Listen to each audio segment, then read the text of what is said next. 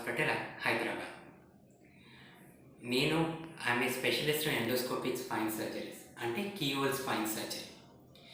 మీకు దీని గురించి చెప్పే ముందు షియాటికా అని చాలామంది వినుంటారు.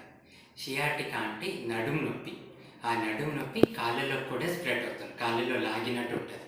దీనికి కారణం ఏంటి? మన వెన్నెముకలో డిస్క్ అనే కుషన్ లైక్ మెటీరియల్ ఉంటుంది. ఇది జారినప్పుడు ఆ కుషన్ లైక్ మెటీరియల్ మన నరాల మీద ఒత్తిడి చేస్తుంది. ఈ నరాల మీద ఒత్తిడి వల్ల మనకి నడుము నొప్పి వస్తుంది. ఇంకా సివియర్గా అయినప్పుడు కాళ్ళు లాగినట్టు ఉంటుంది. ఇంకా సివియర్ కేసెస్లో కాళ్ళల్లో తిమ్మిర్లు, కాళ్ళల్లో మంటలు, కాళ్ళలో బలం తగ్గడం అవుతుంది. వెరీ సివియర్ కేసెస్లో మనకి యూరిన్ పోయడము, సెక్షువల్ యాక్టివిటీస్ ఇంపేర్ అవుతుంది. షియాటికా అనేది అంటే ఈ నడుము నొప్పి చాలా కామన్. అంటే జనరల్ పాపులేషన్లో మనకి ప్రతి 10 మందిలో 3-4కి ఈ షియాటికా జబ్బు ఉంటుంది. దీంతో చాలామంది కష్టపడతారు, బాధపడుతూ ఉంటారు, ఆఫీస్లో పని చేయలేకపోతూ ఉంటారు, కూర్చున్న కొంచెం సేపే నొప్పి ఉంటుంది. So this effects their daily activities. దీనికి చాలామందికి 80% మందికి మనం మందులతో, ఎక్సర్సైజులతోనే నయం చేయడానికి ట్రై చేస్తాం. 20%కి ఎక్సర్సైజులు, మందులు ఫెయిల్ అవుతాయి. ఈ 20% మందికి ఏంటి మార్గం?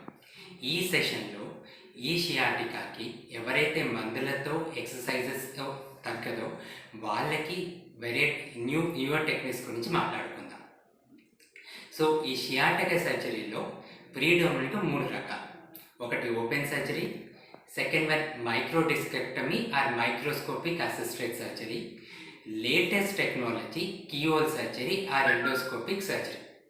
సో ఈ సెషన్లో latest and advance technology, that is keyhole discectomy or laser assisted discectomy or endoscopic discectomy, దీని గురించి మీకు చెప్తాను.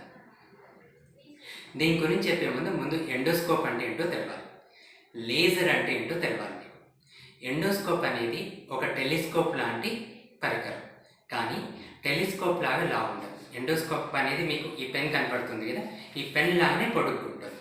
ఈ ఎండోస్కోప్ అనేది మనకి సర్జరీలో 3 విధాలుగా హెల్ప్ చేస్తుంది.